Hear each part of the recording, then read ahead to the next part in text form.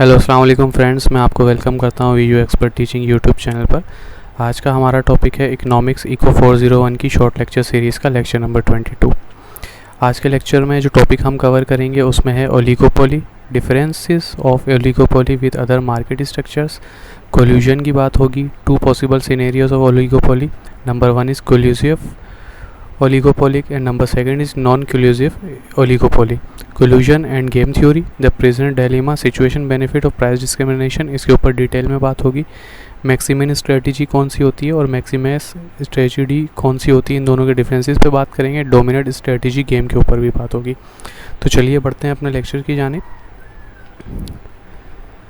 Oligopoly, similar to monopoly, is in the sense that there are a small number of firms, about 2 to 20 in the market, and such barriers to entry and exist। यानी कि oligopoly जो है ये आप कह सकते हैं कि सिमिलर होती है मोनोपोली के मिलती जुलती ही होती है। किस सेंस में कि इसमें बहुत ही कम बायर्स होते हैं, अबाउट 2 to 20। अब ये देखें, ये 2 to 20 आपको रेड कलर का हाईलाइटेड है।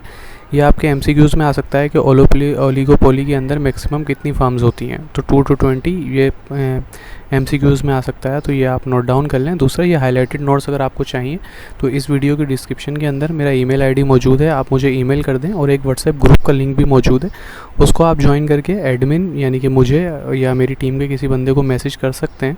तो वो आपको इंशाल्लाह ये नोट्स जो हैं प्रोवाइड कर देंगे। जो तरीका आपको सूटेबल हो आप उस पर या तो ईमेल कर सकते हैं या व्हाट्सएप पे हमसे कांटेक्ट कर सकते हैं, और ये नोट्स आपको फ्री ऑफ कॉस्ट मिल जाएंगे। आपको किसी को एक सिंगल पेनी भी पे करने की ज़रूरत नहीं है। अगर आपको से कोई पैसे मांग रहा है तो काइंडली आप रिपोर्ट करें दिए हुए ईमेल एड्रेस पर, इंशाल्लाह हम उस पर ज़रूर एक्शन लेंगे।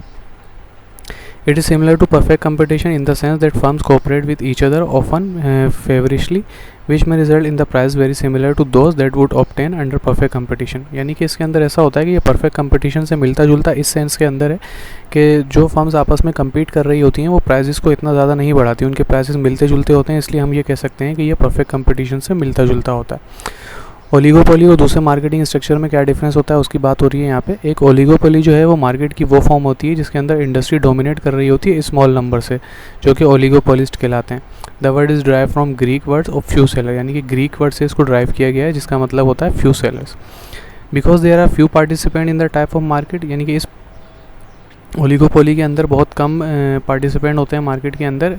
Each oligopolist is aware of the actions of other, यानी कि एक फर्म को पता होता है कि दूसरी फर्म्स क्या कर रही है या वो किस तरीके की पॉलिसीज़ अपना रही है और किस तरीके की चीज़ें वो कर रही है, कैसे उसके प्रोडक्ट हैं और वो क्या उसका मार्केटिंग क्राइटेरिया है, और वो किस नए प्रोडक्ट को लॉन्च करने जा रहे हैं और वो क्या चीज़ें कर रहे हैं। ये दोनों ओलिगोपोलिस्ट जो हैं वो एक दूसरे के बारे में बिल्कुल अवेयर होते हैं।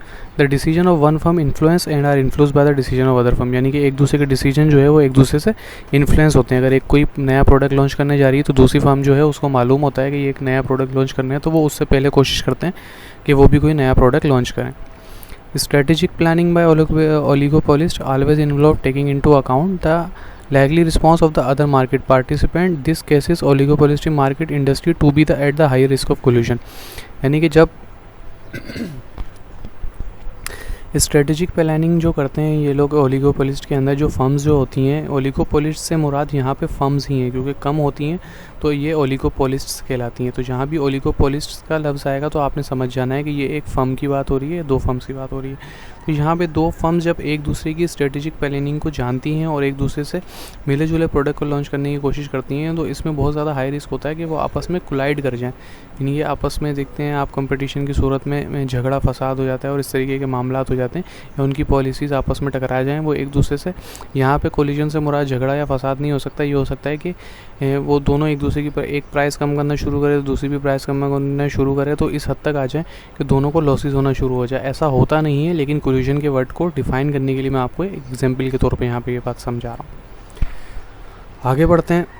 It is not possible to identify any single equilibrium in oligopoly की theory of firm is not clearly discussed and established as the theory of firm in the other 3 market structure। reason for that the firm is interdependent। यानी कि यहाँ पर जो है equilibrium को identify करना बहुत ज़्यादा मुश्किल है। जैसे दूसरे हमने मार्केटिंग स्ट्रक्चर पढ़े वहाँ पे तो इक्विलिब्रियम अचीव हो जाता था और हमने उस पर डिटेल में हमने वहाँ पे बात भी करी ग्राफ के ज़रिए और दूसरी तरीके से। लेकिन यहाँ पर जो है एक दूसरे पे बहुत ज़्यादा इंटरडिपेंडेंट फर्म करती हैं। अगर एक प्राइस को चेंज कर देती है तो दूसरी प्राइस को भी चेंज करना पड़ता है, और तीसरी, इस तरीके से प्राइसेस ऊपर नीचे होती रहती हैं। तो इक्विलिब्रियम जो है वो भी एक सिंगल पोजीशन पे अचीव नहीं होता, वो भी आगे पीछे मूव करता रहता है। तो कोलिजन को यहाँ से हम डिटेल में डिस्कस करेंगे। Collision occur when two or more firm decide to cooperate with each other in the setting of prices and quantities. यानी कि कोलिजन जब होता है जब दो फर्म्स जो हैं वो आपस में इस चीज़ पे करते हैं, इस चीज़ पे एक सेटिंग बना लेती हैं, इस चीज़ पे एक एग्रीमेंट कर लेती हैं कि हम प्राइसेस और क्वांटिटीज़ जो हैं उसको सेम रखेंगे। Firm collude in order to maximize the profit of the industry as the whole by behaving like a single firm. In doing so, they try to increase their individual profit. यानी कि ये क्या करती हैं, इनका मकसद क्या होता है आपस में कोल्यूड करने का? इनका मकसद ये होता है कि अपने प्रॉफिट को मैक्सिमाइज़ किया जाए और आपस की जो प्राइस और क्वांटिटी की जो कंपटीशन है जिसकी वजह से दोनों को लॉस हो रहा है उसको कम कर दिया जाए। अब ये किस्मत की बात है कि कौन सा मार्केटिंग की बात है कि कौन सी अच्छी मार्केटिंग करती है, इसके प्रोडक्ट की क्वालिटी या लोगों को पसंद में आती है, ब्रांड लॉयल्टी, दूसरी चीज़ें जो हैं वो यहाँ पर आती हैं कि अब ये कस्टमर के पास चॉइस है कि वो इस फर्म का ले ले या दूसरी फर्म का ले ले, क्योंकि दोनों की प्राइसेस सेम ही हैं और उस प्राइस में आपको उतनी ही क्वांटिटी मिलेगी जो दोनों फर्म प्रोवाइड कर रही है। ऐसा नहीं है कि एक फर्म एक प्राइस में 10 दे रही है और एक फर्म उसी प्राइस में 5 दे रही है, ऐसा नहीं है, दोनों आपको सेम मिलेगी क्योंकि दोनों ने कोल्यूड कर लिया आपस में। Cartels are a special case of explicit collusion which is not overt, on the other hand is known as tacit collusion। यानी कि कार्टेल जो हैं वो इसकी सेम एग्जांपल हैं। कोल्यूजन जहाँ पर नहीं होता है, ऑन द अदर हैंड उन्हें टैक्टिक कोल्यूशन भी कहलाता है। टैक्टिक कोल्यूशन का मतलब क्या होता है कि दोनों में टेंशन हो जाती है इस चीज़ को लेके कि दोनों का मकसद जो होता है वो अपने प्रॉफिट को मैक्सिमाइज़ करना होता है। तो उस प्रॉफिट को मैक्सिमाइज़ करने के लिए बाज़ औक़ात ऐसा होता है कि आप देखते हैं कि कोई चीज़ आपको कोई शॉपकीपर जो है वो 10 रुपये की दे रहा होता है और आप पूरी मार्केट को विजिट करते हैं तो हर बंदा वो 10 रुपये की चीज़ होता है, अचानक से एक बंदा आपको 8 रुपये की दे देता है। और ये बात जब ये क्या कर रहा होता है कि उसको प्रॉफिट मिल रहा होता है, वो अच्छा खासा कमा चुका होता है, उसकी अच्छी सेल हो चुकी होती है, तो वो बोलता है चलो मेरी सेल तो हो रही है ना, मेरा प्रोडक्ट तो जा रहा है, मैं तो अच्छा खासा प्रॉफिट कवर कर चुका हूँ। तो ये जब दूसरे लोगों को पता चलता है तो वो एक कोल्यूजन के अगेंस्ट चले जाता है, तो इसको टैक्टिक कोल्यूजन के यहाँ पर कहते हैं। At one time all the firms sit together and combine their decision in order to maximize their profit and behave like a monopoly। यानी कि एक वक्त ऐसा आता है कि तमाम फर्म्स जो हैं वो एक साथ बैठ जाती हैं, ठीक है, वो बैठ के डिसाइड कर लेती हैं कि भाई हम ये चीज़ इतने में सेल करेंगे, इससे कम कोई भी सेल नहीं करेगा, वो एक मोनोपोली बना लेती हैं। They might behave like single firm but they can also try to maximize their individual profit। यानी कि वो एक सिंगल फर्म की तरह तो करती हैं लेकिन उनका मकसद कहीं ना कहीं ये भी होता है कि अपने प्रॉफिट को मैक्सिमाइज़ करें। जैसे आपको पीछे मैंने एग्जांपल दे के समझाया कि एक की अगर अच्छी खासी सेल हो गई है तो मज़ीद उसके पास सेल आ रही है तो वो कम पैसों में भी सेल कर देता है, उसको पता है कि मैं अच्छे खासा प्रॉफिट कमा चुका हूँ। और इस तरीके की सिचुएशन की वजह से क्या होती है, टेंशन क्रिएट हो जाती है, और ये जो टेंशन क्रिएट होती है इसकी वजह से जो है वो कोल्यूजन ब्रेक डाउन हो जाता है। अब two possible scenarios of oligopoly, this tension between collusion and competitive give rise to two possible scenarios। यानी कि अब ये इस टेंशन की वजह से जो है वो दो किस्म की सिचुएशंस बन के आती हैं। पहली सिचुएशन कौन होती है, कोल्यूसिव ओलिगोपोली, और दूसरी सिचुएशन जो होती है वो नॉन कोल्यूसिव ओलिगोपोली होती है। आइए अब डिटेल में देखते हैं कोल्यूसिव ओलिगोपोली और नॉन कोल्यूसिव ओलिगोपोली को। कोल्यूसिव ओलिगोपोली में क्या होता है कि एक कार्टेल जो है वो बन जाती है और वो डिसाइड कर लेते हैं मार्केट शेयर्स के ऊपर, एडवर्टाइजिंग एक्सपेंस के ऊपर, कौन से कितने प्राइस उन्होंने चार्ज करने हैं आइडेंटिकल और डिफरेंट प्रोडक्ट के लिए, और वो आपस में कोटास को डिसाइड कर लेते हैं। जैसे कि ओपेक आर कोल्यूसिव ओलिगोपोलीज हैं। यानी कि ओपेक से क्या मुराद है, organisation of petroleum exporting countries. यानी कि ओपेक जो होते हैं पेट्रोलियम एक्सपोर्टिंग कंट्रीज़ जो होती हैं उनकी आपस में एक ओलिगोपोली की बनी हुई होती है। उन्होंने अपना कोटा डिसाइड किया हुआ होता है कि हर किसी को जो है वो इतना पेट्रोल मिल रहा होता है। ऐसा नहीं होता, आप देख रहे होते हैं कि हर कंट्री में जो है एक ऐसा नहीं होता कि किसी कंट्री में पेट्रोल शॉर्ट हो जाए या ऑयल शॉर्ट हो जाए। वो इस वजह से होता है अगर एक कंट्री डिफ़ॉल्ट कर जाती है और उसके पास पैसे ही नहीं होते तो वो एक अलग सिचुएशन होती है, वरना हर कंट्री के पास एक अच्छी खासी मिकदार में जो उसकी लिमिटेड क्वांटिटी है जो उसकी ज़रूरियात को पूरी कर सकें वो पेट्रोल और ईंधन उस तक पहुँच रहा होता है। तो ये जो रिज़ल्ट होता है कोल्यूसिव ओलिगोपोली का होता है, जिसकी तरीके ये चीज़ें हो रही होती हैं। लेकिन प्रॉब्लम क्या होती है इस कोटा सिस्टम के साथ कि फ़र्म जो हैं जो ज़्यादा मार्जिनल कॉस्ट लगाती हैं उनको लोअर कोटा मिलता है, और फर्म जिनकी लोअर मार्जिनल कॉस्ट होती है उनके पास हायर कोटा होता है। अ कार्टेल इस फॉर्म, तो ये इसके अंदर प्रॉब्लम आती है कोटे की। A cartel is a formal, explicit agreement among firms. Cartel usually occur in an oligopolistic entity where there are small number of sellers and they usually involve in homogeneous product. एक cartel बन जाती है और cartel जो है वो उसी industry में बन पाती है जहाँ पर स्मॉल नंबर ऑफ सेलर्स हों. ऐसा नहीं कि बहुत ज़्यादा सेलर्स हों मिलकर कार्टेल बना लें, नहीं. जैसे ऊपर बात हुई थी कि 2 से 20 सेलर होंगे, इसी तरीके की कंडीशन होती है यहाँ पर कार्टेल बनाने के लिए कि एक मिनिमम क्वांटिटी होती है सेलर्स की जो कि होमोजेनस आइडेंटिकल प्रोडक्ट सेल कर रहे होते हैं, तो वो मिलकर एक कार्टेल बना लेते हैं. A cartel is most likely to survive when the number of firm is small. वही बात यहाँ पर दोबारा हो रही है कि कार्टेल जब भी सर्वाइव कर पाती है जब नंबर ऑफ फर्म जो है वो बहुत ज़्यादा कम हो और there is openness among firm regarding their production processes, the product is homogeneous, there is a large firm which act as a price leader. Homogeneous product होना चाहिए, ओपननेस होनी चाहिए प्रोडक्शन प्रोसेसेस के हवाले से, और उसके बाद जो उन छोटी छोटी फर्म्स के अंदर जो सबसे बड़ी फर्म होती है वो जो है वो प्राइस लीडर बन जाती है. प्राइस लीडर से मुराद क्या होती है कि वो प्राइस तय करती है और उसी प्राइस को सब फॉलो कर रहे होते हैं. इंडस्ट्री स्टेबल हो जाती है. Government strictness implementing anti trust और एंटी कोलिजन रूल. गवर्नमेंट की जो रेगुलेशन है वो हेल्पलेस हो जाती है अगेंस्ट इंटरनेशनल ऑपरेशन कार्टेल्स. और when collision is a tactic और हिडन और नॉन एक्सप्लिसिट, यानी कि ऐसा भी होता है गवर्नमेंट रेगुलेशन जो है वो इसके सामने जो है वो बिल्कुल हेल्पलेस नज़र आते हैं हमें. क्योंकि जो इंटरनेशनली अगर कार्टेल्स बनी हुई होती हैं वो अपने आप को बिल्कुल छुपा लेती हैं. जैसे कि आप देख रहे होते हैं हमारे यहाँ केसेस नज़र आ रहे होते हैं, भाई शुगर लो बन रहा होता है कि शुगर का माफिया है और दूसरी चीज़ों का माफिया है. अक्सर हम ये माफिया के लफ्ज़ हमें सुनने में आता है. तो उसमें ये होता है कि वो अपनी कार्टेल्स बना रहे होते हैं, ज़ख़ीरा अंदोज़ी कर रहे होते हैं, सारे मामला कर रहे होते हैं, लेकिन उनके दरमियान जो एग्रीमेंट्स हुए हुए होते हैं, जो डिसीजन उन्होंने डिसाइड किए हुए होते हैं वो हिडन होते हैं. वो एक्सप्लोर नहीं करते उन चीज़ों को, वो बिल्कुल ज़ाहिर नहीं करते और वो छुपा के काम कर रहे होते हैं. ये हमें कर्व दिखाया हुआ है मार्जिनल रेवेन्यू इंडस्ट्री का और मार्जिनल रेवेन्यू का और एवरेज रेवेन्यू का. और मार्जिनल कॉस्ट जो है हमारे हिट कर रही है दोनों को, जहाँ टेंजेंट पोजीशन में आ जाती है तो वो हमारी इतनी क्वांटिटी सेल हो रही होती है और उस प्राइस पर सेंड हो रही होती है. इस तरीके से जो है ये सारी चीज़ें आ रही होती हैं. नॉन कोलिजिव ओलिगोपोली की ऑन द अदर हैंड हम देखते हैं, if different firms in the oligopolistic structure do not cooperate with each other is known as non collusive oligopoly. In simple terms में क्या होता है, जो हमने डिटेल में डिस्कस किया है कोलिजिव ओलिगोपोली को, इसको बिल्कुल अपोजिट कर दें आप इसकी सब चीज़ों को, तो ये नॉन कोलिजिव ओलिगोपोली कहलाती है. यानी कि इसमें फर्म जो है एक दूसरे के साथ बिल्कुल कोऑपरेट नहीं करती और वो कोई कोल्यूड नहीं बनाती, जिस वजह से जो है ये नॉन कोलिजिव ओलिगोपोली कहलाता है. इस केस में क्या होता है, कोलिजन ब्रेक डाउन हो जाता है बिकॉज इसमें बहुत ज़्यादा इस चीज़ का होता है कि धोखाधड़ी होगी. यानी कि एक जो बंदा है वो ऐसा तो दिखाएगा कि वो, यानी कि आप सिंपल कह सकते हैं कि मुनाफिकत होगी कि दिल में कुछ और होगा और वो जो बिज़नेस कर रहे होंगे वो चीज़ें कुछ और होंगी. ये कब राइज़ होता है, जब ये ऐसी सिचुएशन पैदा हो जाती है कि वेरी हाई प्रॉफिट हो, कि एक फर्म जो है वो चीट के ज़रिए बहुत ज़्यादा प्रॉफिट बना सके और अपना आउटपुट और प्रॉफिट को ज़्यादा करने की कोशिश करे, वो अपने कोटे से ज़्यादा चीज़ें इस्तेमाल कर लें, तो कोटास पे वो जो है वो चीट कर लेते हैं. इस वजह से ये जो है चीट का बहुत ज़्यादा खतरा होता है. तो इस सिचुएशन में नॉन कोलिजिव ओलिगोपोली की इंडस्ट्रीज़ जो होती हैं वो भी चल रही होती हैं. अब यहाँ पर अब हमें एक केस दिया गया है, ये बड़ा दिलचस्प किस्म का केस है, कोलिजन एंड गेम थ्योरी.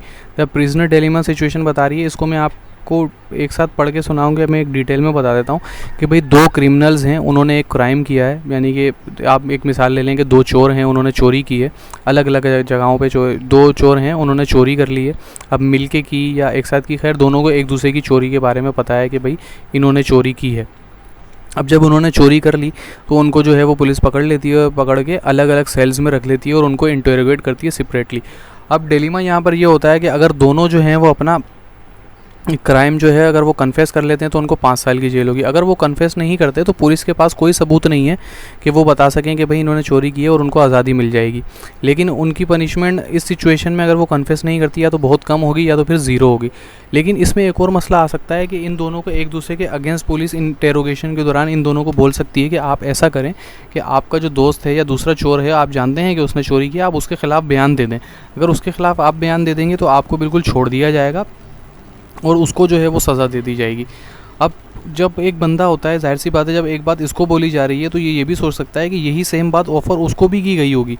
तो ये इसके ऊपर डिसाइड होता है कि ये वो चुप रहता है या नहीं रहता है, या दूसरा वाला इसके खिलाफ़ बयान देता है या नहीं देता, क्योंकि ये दोनों बिल्कुल सेपरेट सेल्स में रखे गए हैं और सेपरेटली इंटेरोगेट किए जा रहे हैं. तो इन दोनों को नहीं पता कि कौन सा बंदा किसके बारे में क्या बात बोलेगा या नहीं बोलेगा. तो ये इन्होंने अज्यूम करना होता है कि भाई ये बोलेंगे या नहीं बोलेंगे. तो इस केस के अंदर क्या होगा कि अगर दोनों प्रिजनर एक दूसरे के ख़िलाफ़ बयान दे देते हैं तो बेस्ट पॉलिसी क्या होगी कि दोनों एक दूसरे के खिलाफ बयान दें, कुछ ना कुछ बोलें। अगर नहीं बोलेंगे, अगर खामोश रहेंगे, एक खामोश रहता है और दूसरे वाले ने बोल दिया, तो वो पहले वाला जो है वो फंस जाएगा और दूसरे वाला आराम से निकल जाएगा। लेकिन अगर दोनों खामोश रहते हैं तो वो फिर बच सकते हैं। लेकिन इनके पास एक सिचुएशन ये भी है कि ये अज्यूम करेंगे कि भाई दूसरा अगर बोले तो भी वो बच सकता है, क्योंकि दोनों से एक एक करके बयान लिया जाएगा कि मैंने ये अज्यूम कर लिया। इन सिचुएशन में अगर आप इस में से एक फ़र्द हैं तो आप अज्यूम करें कि भाई मैं खामोश रहता हूँ, दूसरे वाला नहीं रहेगा, तो आप खामोश रह गए। लेकिन जब उसकी टर्न आई तो उसने तो बोल दिया, तो उसमें क्या हुआ, आप फंस गए और वो छूट गया। आपने उसको छूटने के लिए उसको एक चांस दे दिया। तो इसमें बेस्ट सिचुएशन क्या है कि आप दूसरे के खिलाफ बयान दे दें और आप खुद बच जाएँ। तो इसमें बेस्ट सिचुएशंस क्या होती है कि आप बयान दें, कि आपके पास जो चांस है उस चांस को आप अवेल कर लें पहले, कि आप दोनों बयान दें। जब दोनों एक दूसरे के खिलाफ बयान दे देंगे तो दोनों ही कहेंगे कि भाई ये झूठ बोल रहा है और दूसरा क्लेम करेगा कि ये झूठ बोल रहा है, और पुलिस के पास फिर कोई प्रूफ नहीं होगा। तो इस तरीके से भी क्या होगा कि दोनों छूट सकते हैं। ठीक है, तो बेस्ट पॉलिसी यहाँ पर क्या होगी कि दोनों बयान दे दें। तो ये डिलेमा यहाँ पर बताया गया। अब इसको ओलिगोपोलिस्टिक फर्म्स के अंदर क्या मिसाल दे रहे हैं कि दो फर्म्स हैं, सही है, ये दोनों इंडिपेंडेंटली काम कर रही हैं, इन दोनों ने कोई कोल्यूशन नहीं बनाया, और इन दोनों ने क्या डिसाइड किया, फर्म एक्स है और फर्म वाई है। दोनों की प्राइस क्या है कि दोनों की प्राइस इनने 2 भी है और 1.80 भी है, यानी कि एक प्रोडक्ट ये 2 रुपये में भी बेच सकते हैं और 1.80 में भी बेच सकते हैं। एक सेम प्रोडक्ट है, वाई ने सोचा कि मैं 2 रुपये का बेचता हूँ और एक्स ने भी सोचा मैं 2 रुपये का बेच रहा हूँ। अब इन दोनों को पता नहीं है, दोनों को प्रिजन्स की मिसाल ले लें आप। अब इन दोनों ने अज्यूम किया हुआ है कि अगर मैं 2 रुपये की बेचता हूँ तो क्या एक्स भी 2 रुपये का बेचेगा या नहीं बेचेगा, और वाई ने अज्यूम किया हुआ है मैं 1.80 की बेचता हूँ क्योंकि एक्स तो 2 रुपये की बेचेगा तो मुझे ज़्यादा प्रॉफिट हो जाएगा, मेरी तरफ ज़्यादा लोग आ जाएंगे। अब इसमें दिखा रहे हैं कि यहाँ पे 4 पॉइंट्स है, यानी कि ये जो 4 सिचुएशन दी हुई है A B C D। अब ये 4 पॉइंट्स दिए हैं। फर्स्ट में क्या हो रहा है कि if both X and Y firm charge same price of ₹2, अगर दोनों फर्म्स जो हैं वो 2 रुपये की अपनी प्रोडक्ट को बेचते हैं तो उनको सेम प्रॉफिट होगा 10 मिलियन का, जैसे कि ए में दिखाया गया है। और दूसरा क्या दिखा रहा है, अगर दोनों फर्म इंडिपेंडेंटली ये सोचती हैं कि अपनी प्राइस को जो है 1.8 पे ले आती हैं, तो इन दोनों को दूसरे का डिसीजन सोचना पड़ेगा कि वो क्या करेगा। They have to think about what the rival will do, कि दूसरा को जो उसका कंपटीशन है वो क्या करेगा। अब एक मिसाल लेते हैं कि एक्स ने जो है वो उसकी प्राइस अपनी 2 ही रखी और एक्स के वाई ने जो है वो अपनी प्राइस 1.80 कर दी, तो इसमें क्या होगा, एक्स का प्रॉफिट जो है वो 5 मिलियन पे गिर जाएगा और वाई का प्रॉफिट जो है वो 12 मिलियन तक चले जाएगा, क्योंकि एक्स ने यहाँ पे गलती कर दी, उसने अपनी प्राइस 2 रखी और वाई ने अपनी प्राइस नीचे कर दी, तो ज़्यादा प्रॉफिट उसकी तरफ मूव कर गया, जो कि बी सिचुएशन में हो रहा है, जो कि सी सिचुएशन में हो रहा है, सॉरी। उसके बाद थर्ड पॉइंट में क्या आ गया कि एक्स ने अपनी प्राइस 1.80 कर दी और वाई ने भी अपनी प्राइस 1.80 कर दी, तो दोनों को प्रॉफिट 8 मिलियन का हुआ। ठीक है, जो कि हमें डी पॉइंट में दिखाया जा रहा है। अब उसके बाद क्या हुआ कि एक्स ने थिंक किया कि एक्स ने अपनी प्राइस को कम कर दिया और वाई ने अपनी प्राइस को 2 ही रहने दिया। इससे क्या हुआ कि वाई को 12 मिलियन का प्रॉफिट, एक्स को 12 मिलियन का प्रॉफिट हो गया और वाई को 5 मिलियन का प्रॉफिट, उसका प्रॉफिट कम आ गया। तो ये जो है वो बी में शो किया गया है। तो ये एक सिंपल सी है कि अगर दोनों 2 रुपये का बेचेंगे तो 10 मिलियन का प्रॉफिट होगा, अगर दोनों 1.80 का बेचेंगे तो दोनों को 8 मिलियन का प्रॉफिट होगा। अगर एक 1.80 कर देगा और एक 2 रहने देगा तो उसको क्या होगा, ठीक है, तो फिर 12 मिलियन वाई को हो जाएगा 5। तो ये सिचुएशन सिंपल सी यहाँ पे दी गई है आपको, कि आपने अज्यूम करना होता है कि इसके अंदर क्या हो रहा है और क्या नहीं हो रहा है, इस तरीके से चलती हैं। तो ज़्यादातर फर्म्स क्या करती हैं, वो कोल्यूजन ही बना लेती हैं।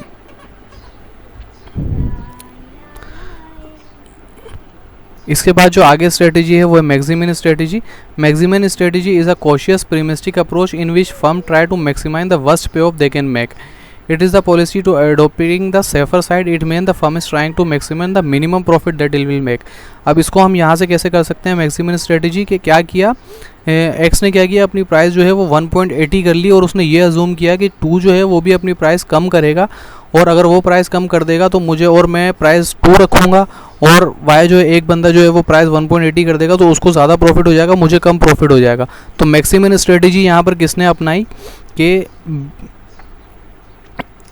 एक्स ने जो है अपनी प्राइस 1.80 कर दी और वाई ने अपनी प्राइस 2 ही रहने दी। तो इससे क्या हुआ, 12 मिलियन का प्रॉफिट हो गया एक्स को, और वाई को जो है उसका प्रॉफिट नीचे गिर गया 10 से, वो 5 मिलियन पे चले गया। लेकिन वाई ने जो यहाँ पर स्ट्रेटजी अडॉप्ट की थी वो मैक्सिमम स्ट्रेटजी थी कि चलो मुझे प्रॉफिट तो कम होगा लेकिन अगर मैं एक सेफर साइड पे तो रहूँगा। अब मैक्सिमाइज स्ट्रेटजी बिल्कुल उसके ऊपर उलट होती है कि भाई उसने बोला कि भाई वो भी अपनी प्राइस 2 ही रखेगा, तो इसने अपनी प्राइस 2 ही रखी, तो इससे क्या हुआ कि दोनों को 10 मिलियन का प्रॉफिट सेम प्रॉफिट हो गया।